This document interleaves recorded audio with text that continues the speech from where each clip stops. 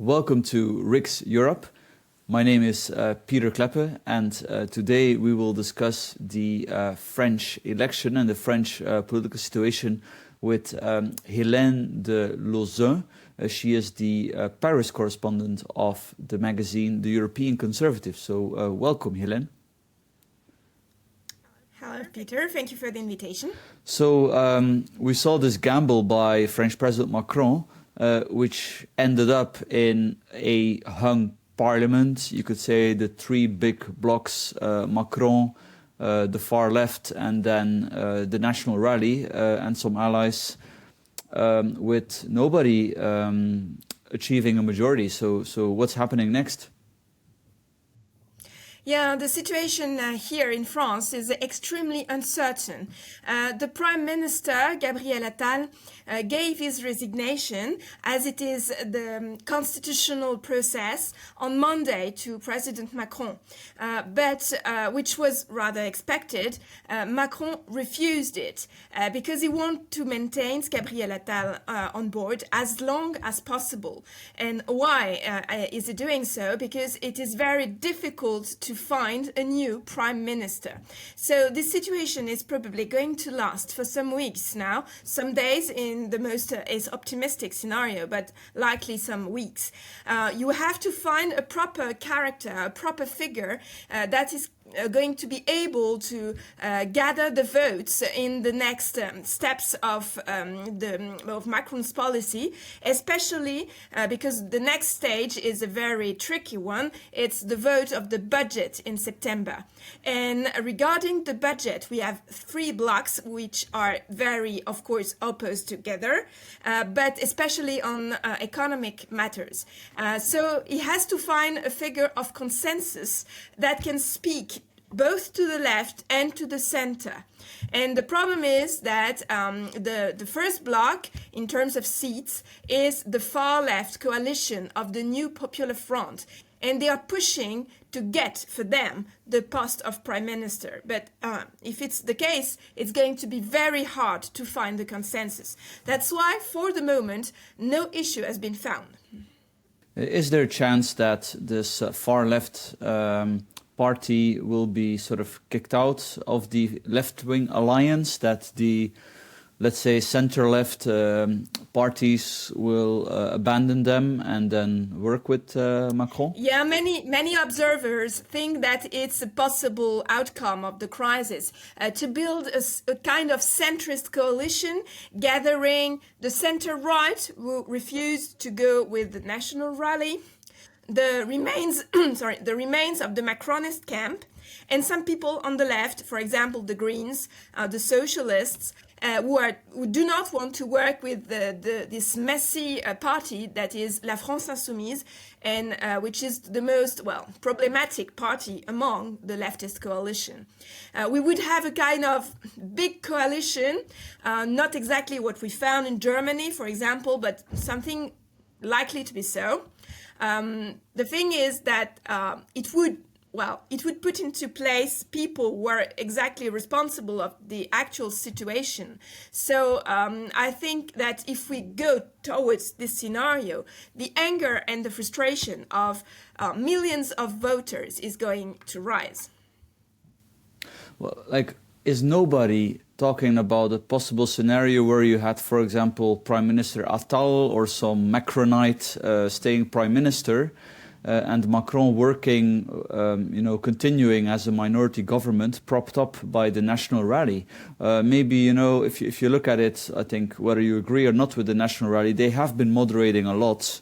And, from Macron's point of view, it would be a win because he would force them to moderate even more, and Macron would then not be a lame duck president for the next 3 years, and he would actually then listen to the signal of the French people, because the National Rally came first in percentage of the vote, right? So I think it would only be fair to listen to them.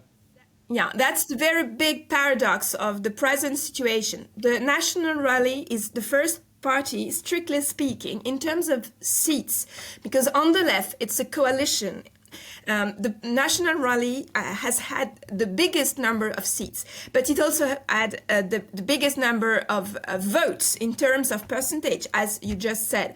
It gathered almost 10 million voters, which is huge. But the way the election is organized makes that they lost the possibility of having a majority. If we compare to what happened in the UK, the Labour got less votes than the National Rally in France, but it gets more seats because the election is organized in one round and not in two. But the motto of Macron was to avoid National Rally at all costs. So it doesn't want to work with them, even if, yes, they are the first French party. Yeah, that's a bit my point, because look, a majority system, it has its benefits as well, I think. It sort of, introduces a more conservative element into politics, which is mostly a good thing, I personally think. But then from Macron's point of view, is it not getting a bit difficult to maintain that this is such a terrible party, the National Rally? When 10 million French vote for it, when they are clearly moderating, when the centre-right, the leader of the centre-right at least, Mr. Ciotti, is having no problems to work with them. Is there really nobody within the Macron alliance that says, look guys, why don't we consider this? Wouldn't this be the sensible, the logical thing to do? Unfortunately, I do not think that there is anybody in the Macronist camp who is ready to have that kind of idea. We must remember that Macron is coming from the Socialist Party. He used to be the economy minister of the Socialist president, François Hollande. So I would say that his software is a leftist software. And we shouldn't be impressed by the fact that he sometimes has some elements of language saying, we need to fight the trade unions, we need to push entrepreneurship in France, etc. That's not enough to make him a right-winger, If he's from the left, he's coming from the left. And most of the people in his camp are from the left. And those of the center-right who are with him are precisely with him because they do not want to work with the National Rally. But he's playing a dangerous game because if he doesn't listen to these 10 million voters, there are likely to be more than 10 million voters for the next step, which is, of course, the presidential election of 2027. Yeah, so you could say, in a way, the fact that he does not understand that engaging with the National Rally may actually weaken them. Maybe now they are certain to be stronger in 2027 if you have this 3 years of chaos and messy politics and completely ignoring the signal of the voters at all costs. Is that what people expect, that in 2027 Le Pen has a very good shot at the presidency? I think it is certainly what Marine Le Pen has in mind when she said during her speech on Sunday evening, the victory is just delayed. If the RN, the National Rally, had won these elections, they would have been forced to govern in a minority position, which would have been very hard for them because they would have been in what we call in French a cohabitation government without being capable of doing what they want. So they would have certainly lost in credibility. And now they are free from being the major party of opposition. If everybody is allied against them, the effect is that they embody the true opposition. And they can surely, if they play smart, I would say, they can surely be in good position for the next election. Well, we look forward to following closely what happens in France. So thank you very much, Hélène de Lauzun. Thank you, Peter, and thank you for the invitation.